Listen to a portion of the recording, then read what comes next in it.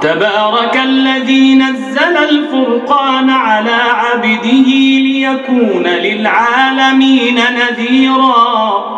الذي له ملك السماوات والأرض ولم يتخذ ولدا ولم يكن له شريك